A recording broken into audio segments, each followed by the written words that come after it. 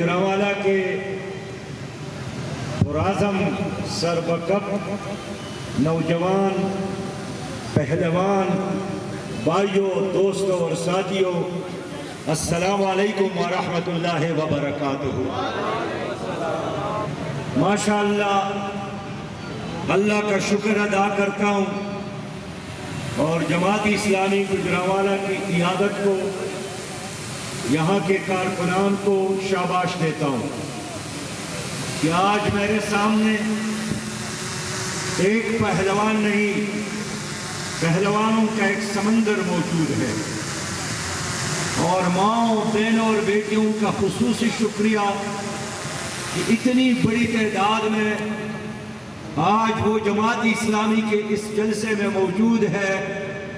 یہ اس بات کی علامت ہے کہ انشاءاللہ تعالی اب اس ملک میں حقیقی تبدیلی آئے گی، اللہ کا نظام آئے گا، شریعت آئے گی، نظام مصطفیٰ آئے گا اور لوگوں کو ان کا حق ملے گا۔ میرے بھائیوں، دنیا کا ہر انسان دو پاؤں اور دو ہاتھ رکھتے ہیں، دو کان رکھتے ہیں اور زبان، لیکن ایک انسان مسلمان اور ایک انسان یہودی کس بنیاد پر؟ ایک عقیدے کی بنیاد پر۔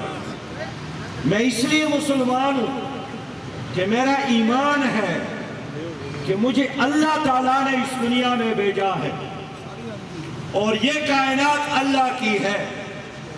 تو جس طرح چاند، سورج اور ستاروں کے لیے اللہ تعالیٰ نے ایک نظام بنایا ہے، اسی طرح اس دنیا میں کامیابی کے لیے ایک پرسکون اور خوشحال باوقار باعزت زندگی کے لیے اللہ نے ایک نظام بنایا ہے، اور اس نظام کا نام ہے لا الہ الا اللہ محمد رسول اللہ۔ عقیدے کی بنیاد پر ایک آدمی یہودی ہوتا ہے، ایک آدمی عیسائی بنتا ہے اور ایک آدمی مسلمان بنتا ہے۔ میرا ایمان ہے کہ اللہ نے ہمیں بھیجا تو اندھیروں میں نہیں چھوڑا، ہمیں روشنیوں کے ساتھ بھیجا ہے، اور وہ روشنی قرآن کا نظام ہے۔ آج اس ملک میں جتنے بھی مسائل ہیں، اس کی بنیادی وجہ یہی ہے کہ اس ملک میں 74 سالوں سے اللہ کا نظام نہیں آیا۔ ہم نے جرنیلوں کا نظام دیکھا، ایوب خان، ضیاء الحق اور پرویز مشرف کے دور میں۔ ہم نے لاڑکانہ کے جاگیرداروں کا نظام دیکھا، ہم نے لاہور کی سود خوروں کا نظام دیکھا، ہم نے کرپٹ اشرافیہ کو دیکھا، لیکن ایک دن کے لیے آپ کے ملک میں لا الہ الا اللہ محمد رسول اللہ کا نظام نہیں آیا، اور 74 سال بعد بھی ہماری تمام مشکلات اسی وجہ سے ہے کہ ہمارے بڑوں نے اللہ کے ساتھ وعدہ کیا تھا کہ انگریزوں سے آزادی دے دے، ہم اس ملک میں اللہ کا نظام نافذ کریں گے، لیکن 74 سال ہو گئے۔ انگریز کے جانے کے بعد ان کے گھوڑے مالش کرنے والے، ان کے بوٹ پالش کرنے والے، ان کے زرخرید غلاموں نے اور ایجنٹوں نے آپ کی اس ملک پر قبضہ کیا، اور 74 سالوں سے اس ملک میں اسی نظام کو قائم رکھا جس سے نجات کے لیے کروڑوں مسلمانوں نے جدوجہد کی، لاکھوں لوگوں نے جام شہادت نوش کی، لاکھوں ہمارے بہنوں اور بیٹیوں کی عزتیں اور عصمتیں قربان ہو گئی، لاکھوں لوگوں نے اس ملک کے خاطر ہجرت کی، لیکن 74 سال گزر گئے، وہ اللہ کا نظام ایک دن کے لیے نہیں آیا۔ میں میرے دوستو صرف ایک سیاسی ورکر نہیں ہوں، میں اللہ کا بندہ ہوں، میں رسول اللہ صلی اللہ علیہ وسلم کی امتی ہوں، میں داعی اللہ ہوں، میں اسلامی انقلاب کا نمبردار ہوں، میں اسلامی نظام کا رقیب ہوں۔ ایک بار پھر آپ کو سمجھانے کی کوشش کرتا ہوں کہ میری خوشحالی اور آپ کی خوشحالی، میری ترقی اور آپ کی ترقی اسی نظام کے ساتھ وابستہ ہے جس نظام کو برپا کرنے کے لیے اس دنیا میں محمد مصطفیٰ صلی اللہ علیہ وسلم تشریف لائے تھے۔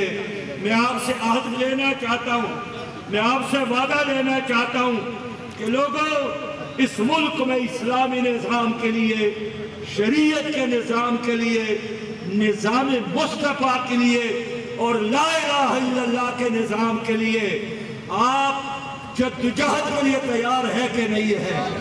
مرنے کے لیے تیار ہے کہ نہیں ہے؟ اس نظام کے خاطر جینے اور مرنے کے لیے تیار ہے کہ نہیں ہے؟ میں اسی وعدے کو لینے کے لیے آج آپ کے پاس آیا ہوں۔ میرے دوستو، آپ کے قومی سلامتی کا مشیر کہتا ہے کہ ہم جو بھی پالیسی بناتے ہیں وہ امریکہ کے مفادات کے تابع ہوتے ہیں۔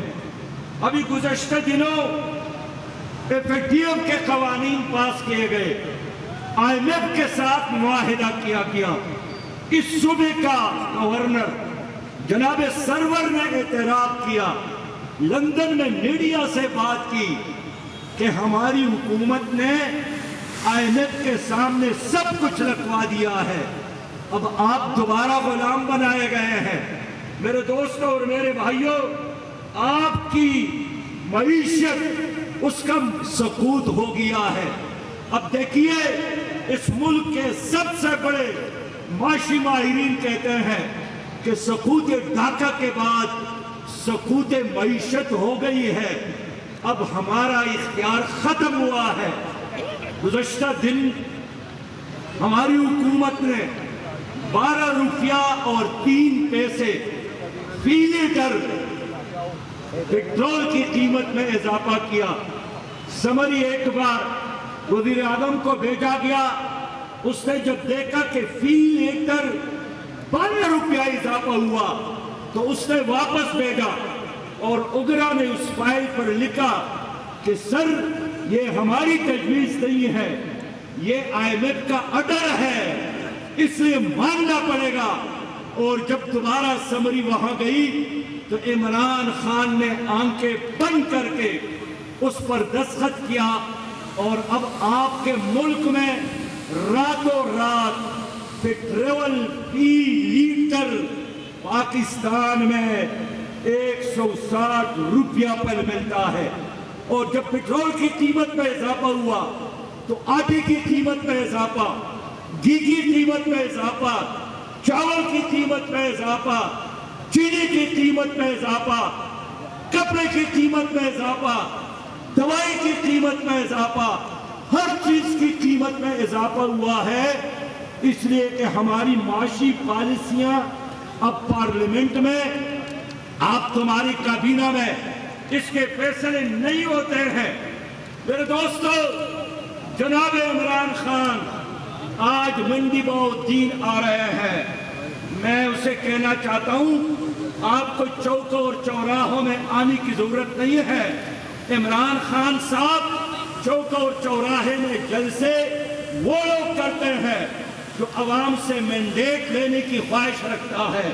آپ کارکردگی بتائیں، آپ کارنامہ بتائیں کہ آپ نے کیوں پاکستان کا اسٹیٹ بینک IMF کے حوالہ کیا، جس آدمی نے مصر کی معیشت کا بیڑا غرق کر دیا۔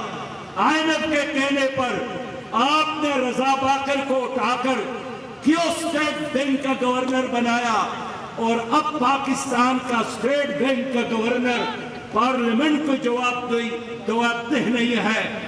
وہ کسی عدالت میں آپ اس کو طلب نہیں کر سکتے، اور وہ صرف اور صرف IMF کے احکامات نافذ کرتا ہے کہ 3.5 سال قبل آپ نے پاکستان کے عوام کے ساتھ جو وعدے کیے تھے، آپ نے کیوں وعدے عوام کے ساتھ نہیں نبھائے؟